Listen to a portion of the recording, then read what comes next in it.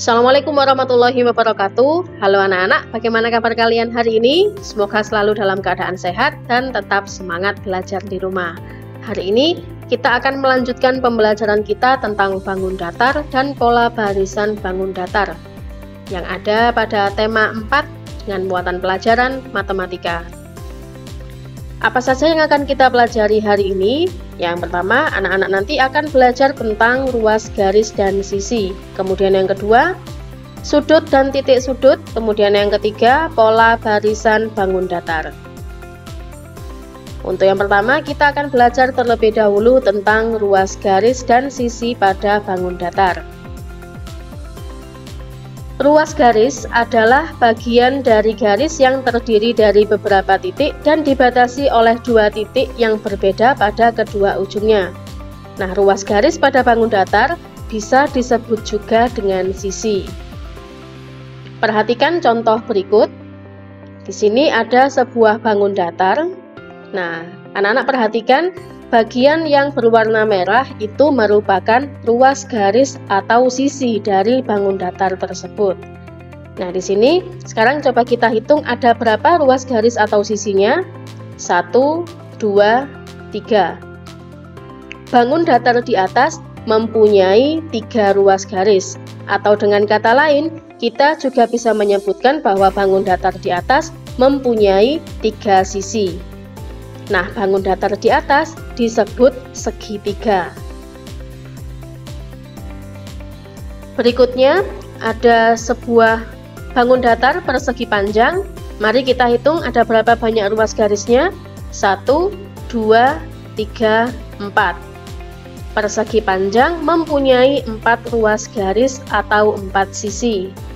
Kemudian bangun datar jajaran genjang, kita hitung ada berapa ruas garis. 1, 2, 3, 4.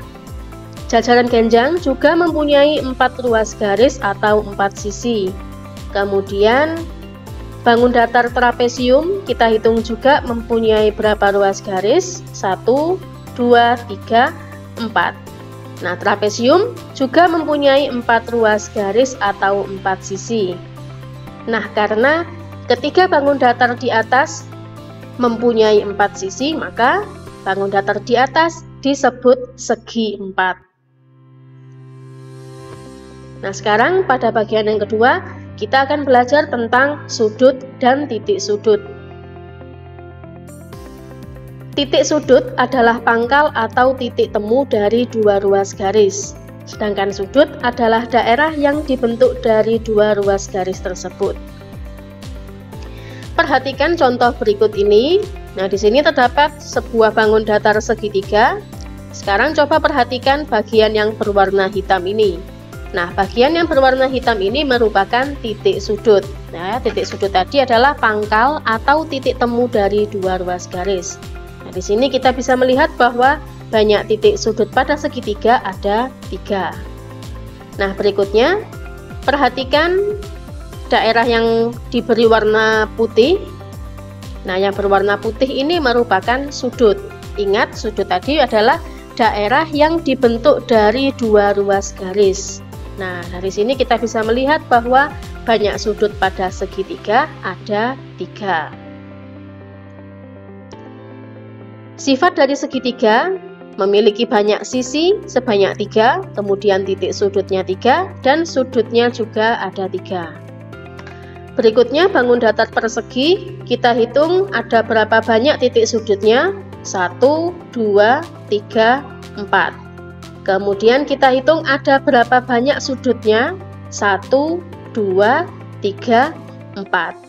Nah, dari gambar ini kita bisa mengetahui bahwa persegi memiliki 4 titik sudut dan 4 sudut. Berikutnya bangun datar belah ketupat, kita hitung dulu ada berapa titik sudutnya. 1, 2, 3, 4. Kemudian kita hitung ada berapa banyak sudutnya. 1, 2, 3, 4. Nah, belah ketupat juga mempunyai 4 titik sudut dan 4 sudut. Berikutnya bangun datar trapesium, kita hitung titik sudutnya ada berapa. 1, 2, 3, 4. Kemudian kita hitung sudutnya ada berapa. 1, 2, 3, 4. Nah, ternyata trapesium juga memiliki 4 titik sudut dan 4 sudut. Nah, dari penjelasan tersebut, kita bisa mengetahui sifat dari segi 4, yaitu memiliki banyak sisi 4, kemudian sudutnya 4, dan titik sudutnya juga 4. Kemudian bangun datar segi 5, kita hitung dulu ada berapa banyak ruas garisnya. 1, 2, 3, 4, 5. Kemudian kita hitung ada berapa banyak titik sudutnya. 1, 2, 3, 4, 5. Sekarang kita hitung ada berapa banyak sudutnya. 1, 2, 3, 4, 5. Nah, dari gambar ini kita bisa menyebutkan bahwa segi 5 mempunyai sifat, mempunyai 5 sisi, mempunyai 5 titik sudut, dan mempunyai 5 sudut. Berikutnya bangun datar segi 6, kita hitung dulu ada berapa banyak sisi atau ruas garisnya. 1, 2, 3, 4, 5, 6. Ya, ada 6 sisi. Kemudian kita hitung ada berapa banyak titik sudutnya. 1, 2, 3, 4, 5, 6. Ada 6 titik sudut. Selanjutnya kita hitung ada berapa sudutnya. 1, 2, 3, 4, 5, 6. Nah, segi 6 mempunyai sifat, mempunyai 6 sisi, kemudian mempunyai 6 titik sudut, dan mempunyai 6 sudut. Berikutnya pada bagian yang ketiga, kita akan belajar tentang pola barisan bangun datar. Bangun datar dapat disusun membentuk pola tertentu, dan pola itu sendiri adalah pengulangan suatu bentuk yang susunannya teratur. Perhatikan contoh pola barisan bangun datar berikut. Nah, di sini kita bisa melihat ada 2 bangun datar. Yang pertama ada bangun datar segitiga, kemudian pada urutan kedua ada bangun datar jajaran genjang. Nah, pola di atas itu membentuk pola barisan 2 bangun datar. Apabila kita lanjutkan, polanya adalah sebagai berikut. Jadi, ini adalah urutan pertama segitiga, yang kedua kemudian jajaran genjang. Maka untuk pola yang ketiga, kembali lagi segitiga, kemudian dilanjutkan dengan jajaran genjang, kembali lagi segitiga, dan dilanjutkan lagi dengan jajaran genjang. Nah, berikutnya lengkapilah pola barisan 2 bangun datar berikut. Nah, di sini ada bangun datar yang pertama ada belah ketupat, kemudian ada trapesium. Nah, pada bagian yang kosong ini yang ketiga, berarti kita bisa mengisi dengan belah ketupat. Urutannya setelah belah ketupat, trapesium, setelah trapesium kembali lagi belah ketupat, setelah belah ketupat lanjut lagi dengan trapesium. Jadi seperti itu ya cara mengisinya. Kemudian yang kedua juga sama, lengkapilah pola barisan 2 bangun datar berikut. Nah, di sini untuk mengisi pola yang pertama kita bisa melihat pada baris setelahnya. Di sini sebelum segi 5 ya, sebelum segi 5 ternyata ada persegi panjang. Berarti untuk pola yang pertama kita isi dengan persegi panjang.